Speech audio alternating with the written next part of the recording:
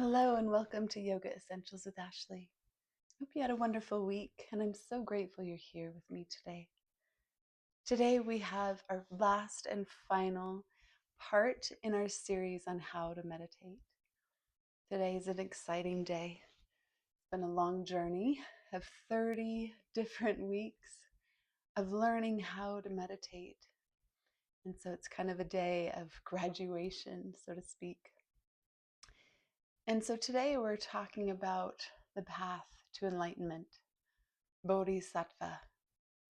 And so let's go ahead and get ready with our practice to get us to a place of that higher meditation, that way of meditation, the way of enlightenment.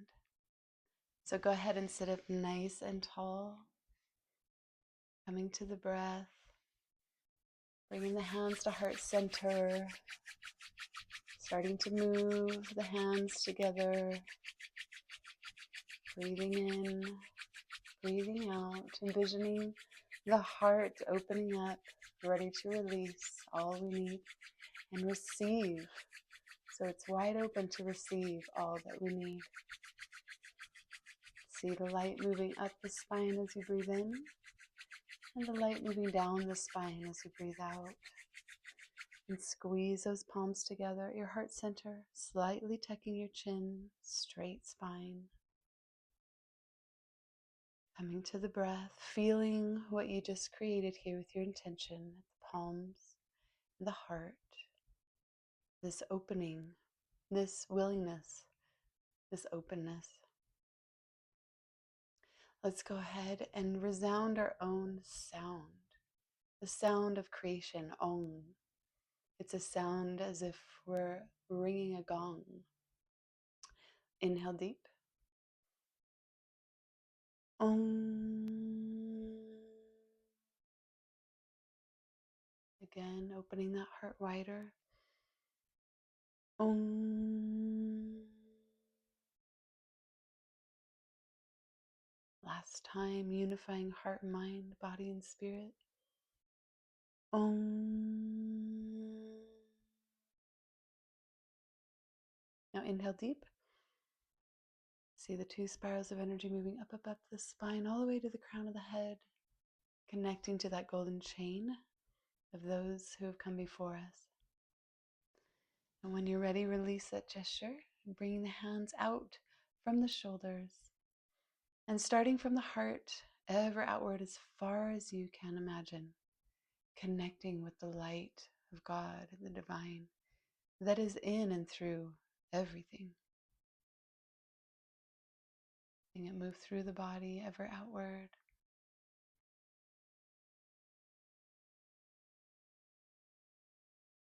We feel calm, at one, and at peace. Release that gesture. Take a few breaths.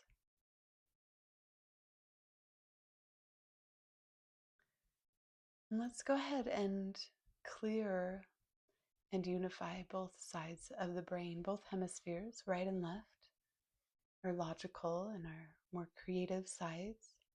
By taking our finger and our thumb, we're going to block the right side and inhale on the left.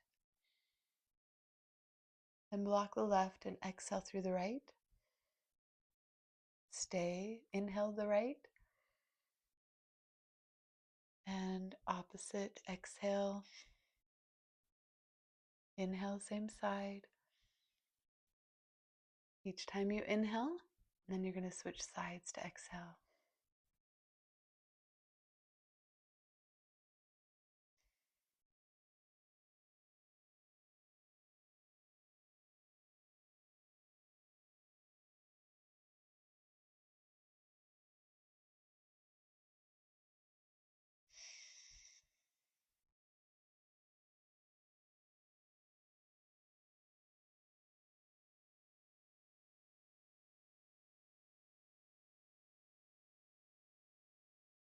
Pause the video if you'd like to do this for 7 minutes.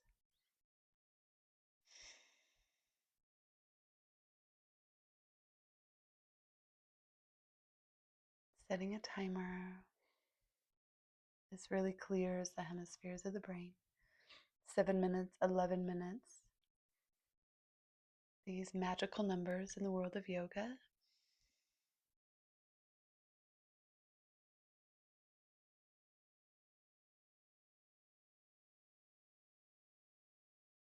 And if not, last breath each side.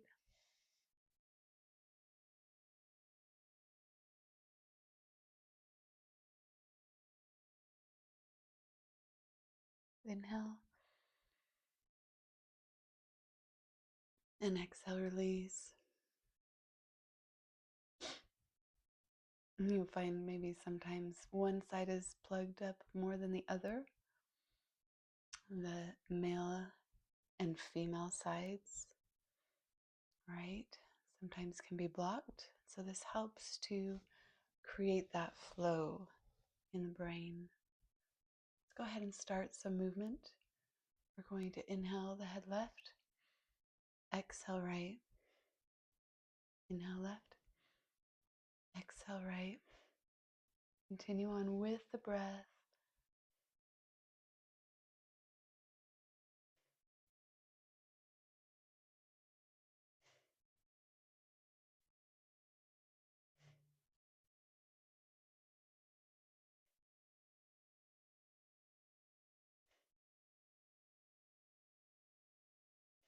Let's go ahead and do a slight twist. So pulling as you inhale left, exhale right, gently twisting.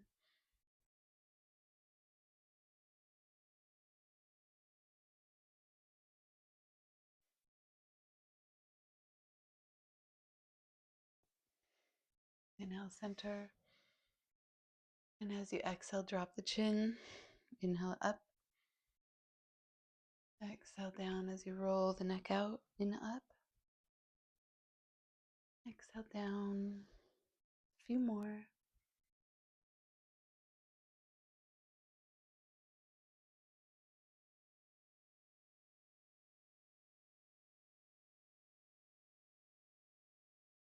Good. Inhale it up the opposite way. Exhale down.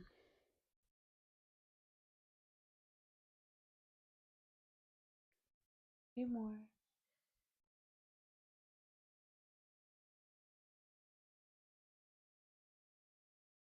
Last one.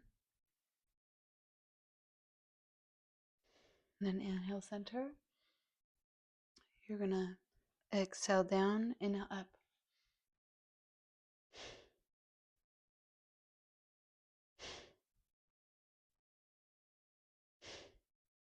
Using that breath always to move, conscious breathing.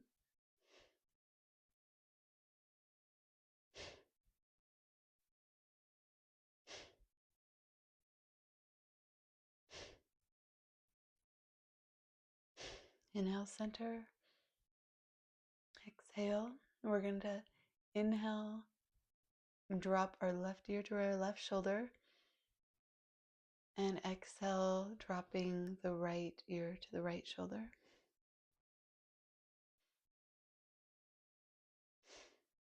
Inhaling, exhaling.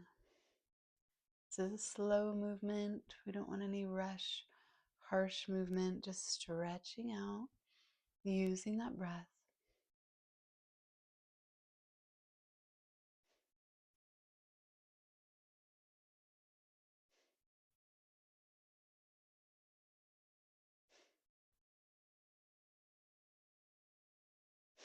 Inhale center.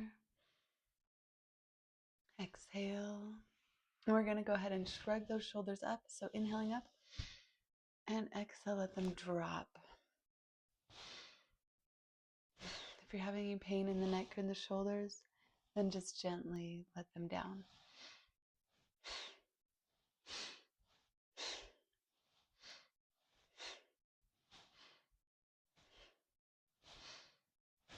Releasing all those burdens we hold in our neck and our shoulders. The shoulder blades we'll get to in just a moment. We hold lots of burdens there as well.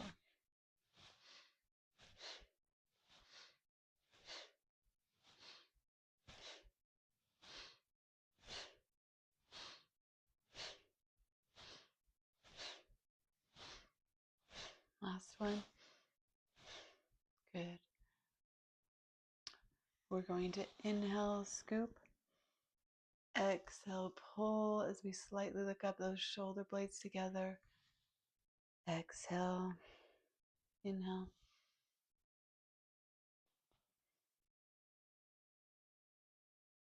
Inhale, gather. Exhale, release. Kind of rounding that back.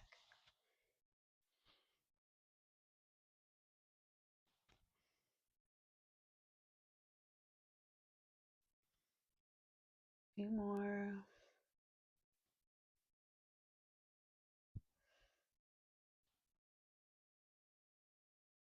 Last one.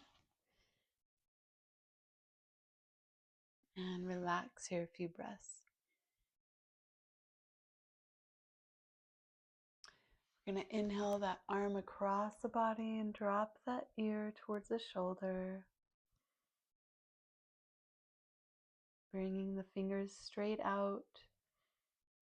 Yoga a lot is linear. It's about lines, which draws in different energies, releasing and drawing in energies. Inhale, exhale, release, and inhale. Let's go to the opposite side. Dropping that ear to the shoulder.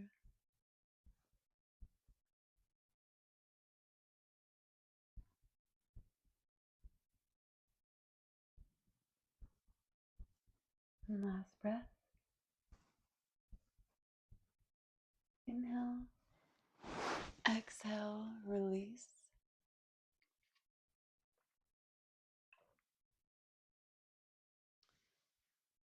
Let's go ahead, if it's seated, is comfortable. If not, if you can come to your knees. If not, stay. Gonna inhale, forward, exhale, round.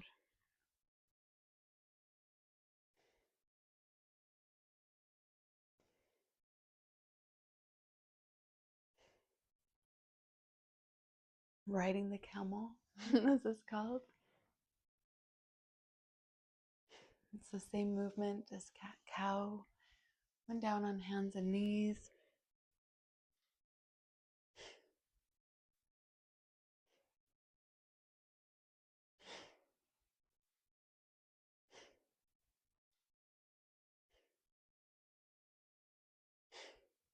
Last breath.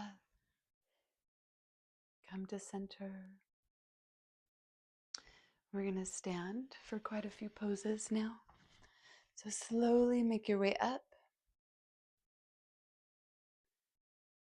We're going to have the heels underneath our sit bones. And we're going to inhale the left as we look down to our right, which is sliding down our leg.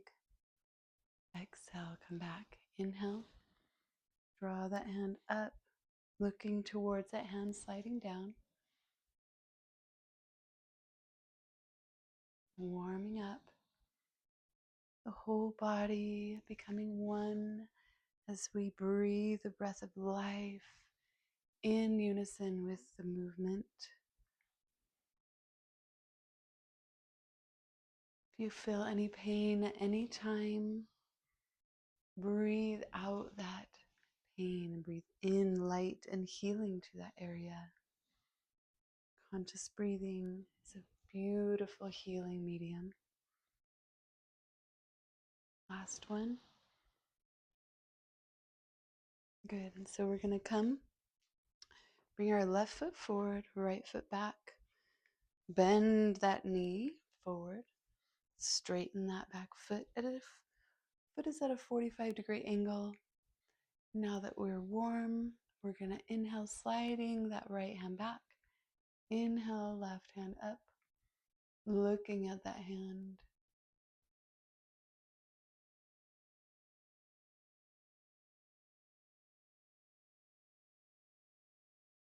Just breathing, holding the core tight. Squeezing the thighs evenly. Inhale.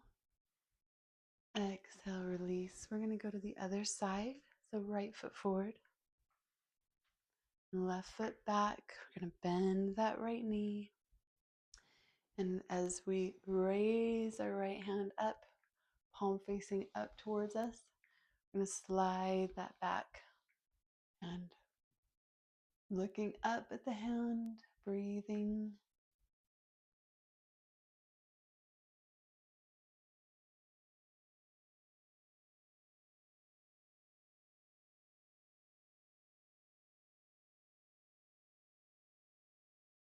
Good.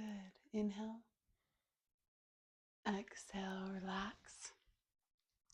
Now you're going to bring both feet forward, straight forward. You're going to inhale the arms up. And exhale, swoop down. Coming as far as you can here. If you need to hold on to the shins or the legs anywhere, you can. Or a chair in front of you. Dropping down. Now you're going to walk the hands back behind you. Stretching out, breathing. Good. And then you're going to walk the hands to the left and hold here. If you can't straighten the leg touching, you want to straighten it and hold up higher.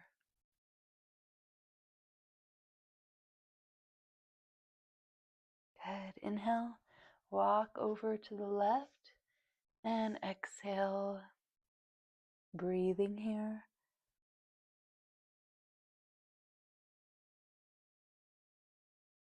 Now, if this is too difficult, you can hold onto a chair and just lean over just a little bit.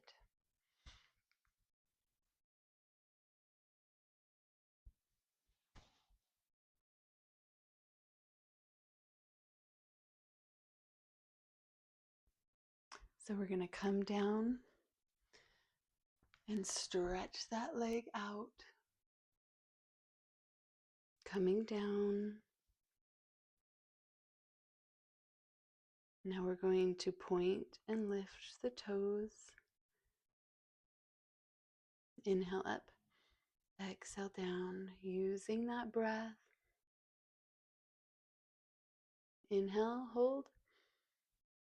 Good. Exhale, we're going to rotate to the opposite side.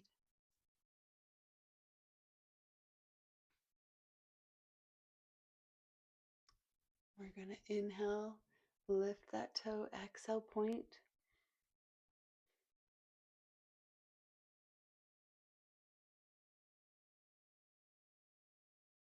Good. Inhale, lift, hold, and exhale. Let's go ahead and come down to our comfortable seated position for our meditation.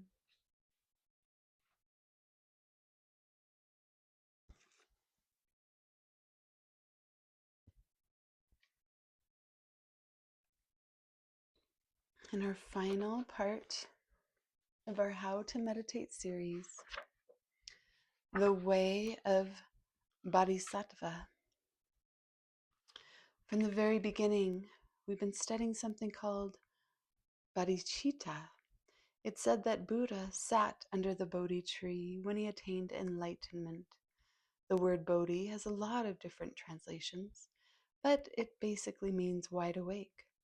Sometimes its translations are enlightened. It means a completely open heart, a completely open mind. It means a heart that never closes down, even in the most difficult and horrendous situations. Bodhicitta communicates a mind that never limits itself with prejudices or biases or dogmatic views that are polarized against someone else's opinions. There's no limit to Bodhi, no limit to its fluid and all-embracing openness. The word citta means heart and mind. It means both things simultaneously.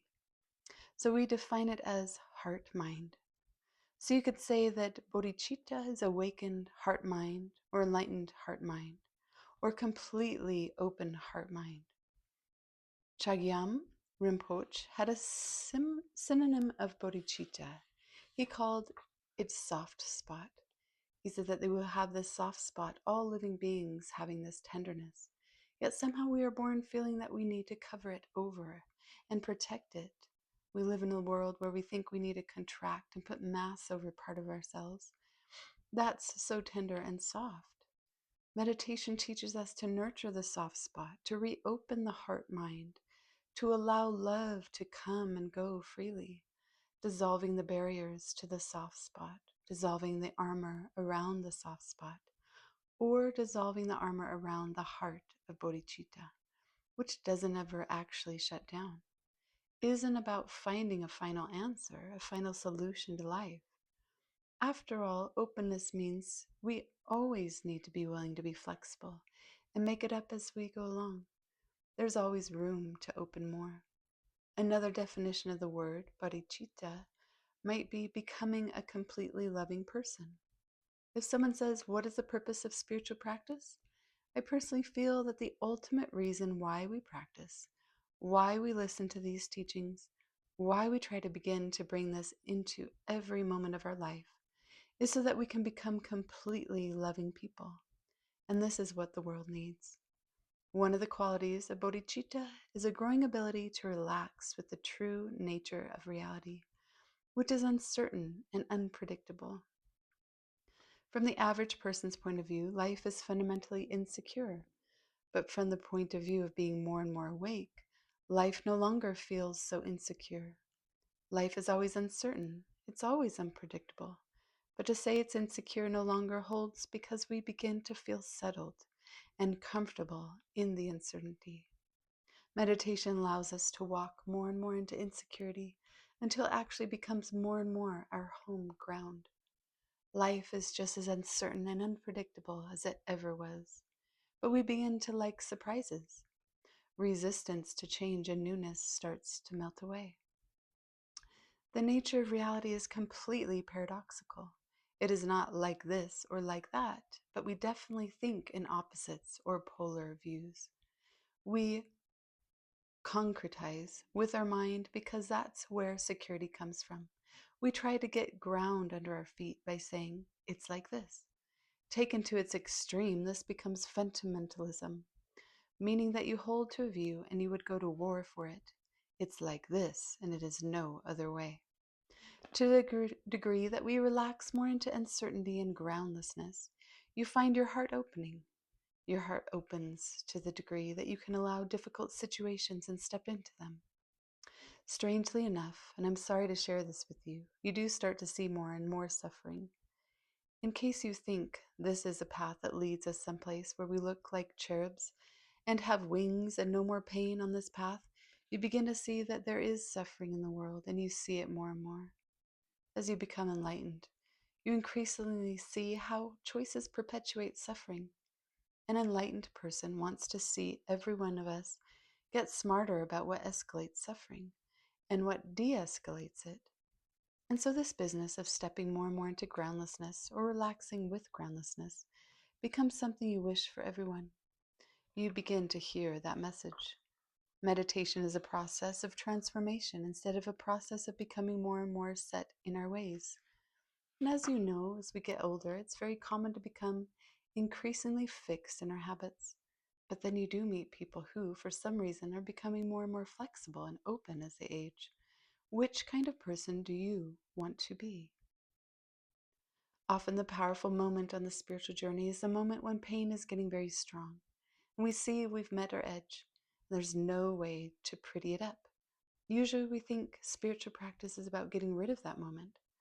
But actually, that is the moment from which all the patterns of concretizing, of grasping, of spinning off into all these habits to try to get ground under our feet, they all come out of that moment. So at that very moment, we can do something different. And by doing something different, we can liberate ourselves. In the practice I'm recommending, doing something different means staying with that moment. I talked about this in terms of meditation practice, how we must let the thoughts and words go and feel whatever is happening. We must change our whole view about pain and difficulty and realize that pain is a prime time for spiritual practice. You might say, this is prime time, but it is prime time because at that moment you can either harden into an old pattern or you can soften and do something different. And often doing something different, as I say, is really just saying, it's said that great suffering creates or brings great compassion. I've always been struck by this particular phrase because more commonly, great suffering brings great bitterness, great anger, great wish for revenge, and great hardening. You can seize that moment, you can cherish that moment of pain, and rather than letting it harden you in the habitual way and create great suffering, that moment can create great compassion. Instead of hardening into revenge, you shed a tear and you start going in the direction of love and kindness for both yourself and others. We find the love in ourselves. This is the point. Love is not out there, it's not in the relationship, and it's not in having the right relationship. It's not our career or our job or our family or our spiritual path. On the other hand, if you begin to connect with the fact that you have this good heart and that it can be nurtured and woken up, then all that career, spiritual path, family, relationships, everything becomes the means for awakening bodhicitta. Your life is it. That's no other place to practice. There's no other place to practice.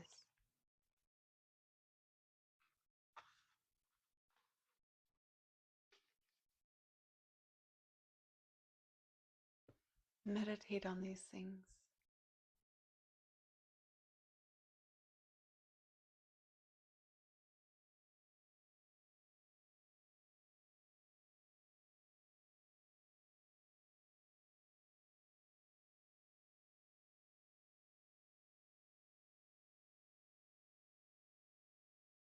If you'd like to meditate longer, go ahead and pause the video now.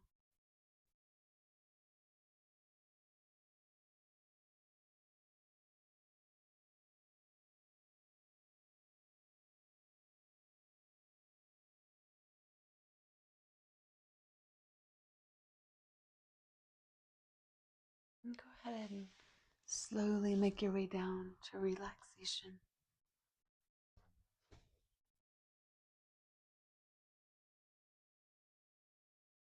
Inhale. Exhale, relax the whole body, the bottoms of the feet and the toes, tops of the feet and ankles, lower legs, upper legs, lower back, middle back, upper back, and shoulders. Relax the fingers and the hands and the wrists, the lower arms, the upper arms, and the back of the neck. Relax the jaw. Swallow to relax the throat and the tongue, the roof of the mouth. Relax the bridge of the nose and the cheekbones, the eyes and behind the eyes, the back of the head, sides of the head, the top of the head. Relax.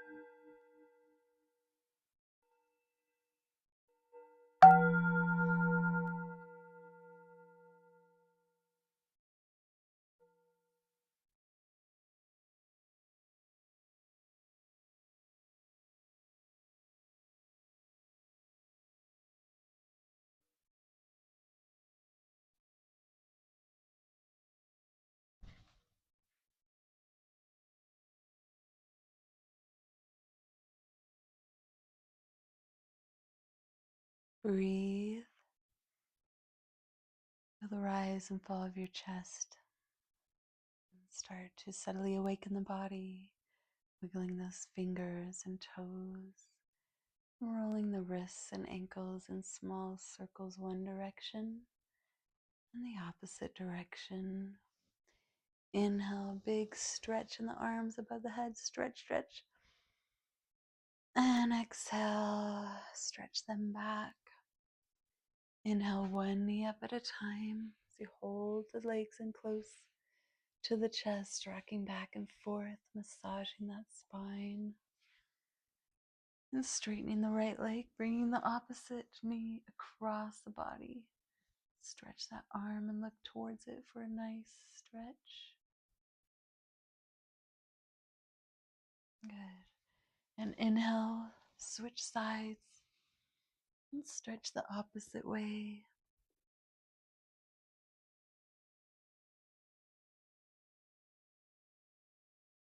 Inhale it back up, rocking back and forth one last time. Then either gently rock to the side or rock and roll up a few times to that comfortable seated position. Coming back to that way we began at the heart center, bringing again into unity the heart and the mind, pondering in gratitude for those things on that path of enlightenment. May the long-time sun shine upon you, all love surround you, and the pure light within you guide your way on, guide your way on, guide your way on. Let's identify the divine and the divine within you and me and all things with a long Satnam. Inhale deep. Satnam.